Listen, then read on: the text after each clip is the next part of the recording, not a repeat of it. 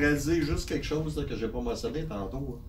Le 48 millions ou le 16 millions de plus, là. Cet argent-là, ce fonds-là, il est capitalisé là, par rapport avec les producteurs, les gouvernements. L'argent est là dans le fond. On ne fait pas une demande d'un prêt pour aller chercher de l'argent. L'argent était déjà mis là pour quand il arrive des problématiques comme on a vécu cette année, qu'on puisse décaisser et vraiment répondre aux besoins d'une assurance locale. Donc, vous vous attendez que le fédéral annonce quelque chose au sein de cette assemblée-là? Exact. Qu'il fasse une annonce à ce moment-là. Exactement. Est-ce qu'il n'y a pas d'autres manifestations? Et Maurice, l'annonce devrait être simple, c'est que l'application de l'évaluation des pertes s'applique pour 2018, comme ils ont prévu, éventuellement l'appliquer pour 2019. Ils ont accepté au fédéral de dire qu'à partir de 2019, ils vont accepter cette catégorie d'évaluation des pertes-là dans l'assurance.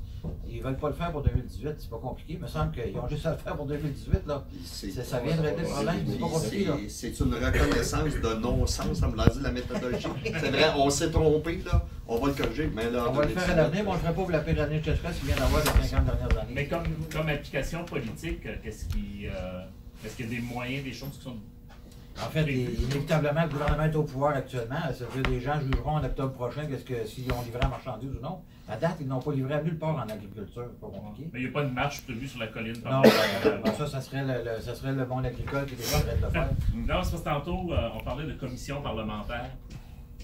Non, en fait, c'est le comité parlementaire de l'agriculture où Luc siège. Okay. On va déposer une motion.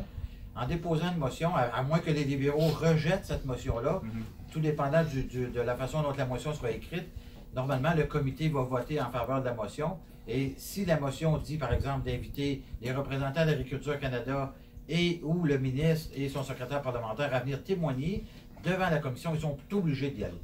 Alors ça va se faire dans les prochaines semaines, mais on va essayer d'accélérer le processus au maximum. Mais ça, c'est une façon pour nous d'aller chercher des véritables réponses. Parce qu'en réalité, là, ce qui se passe, c'est que les agriculteurs que vous avez ici autour de la table n'ont pas de réponse. C'est ça la vérité. Ils n'ont pas de réponse de la part du gouvernement. On leur pose des questions, puis ils ne nous répondent pas. Veux-tu ajouter, Luc, par rapport au comité? Écoutez, c'est évident qu'à chaque fois qu'on fait des demandes comme ça, on l'a vu là, dans un autre dossier récemment au comité de la justice, les libéraux sont majoritaires dans le comité. Est-ce que les libéraux vont accepter ou pas d'avoir justement les intervenants d'Agriculture, Agriculture Canada, puis le ministre autour de la table? Je ne le sais pas.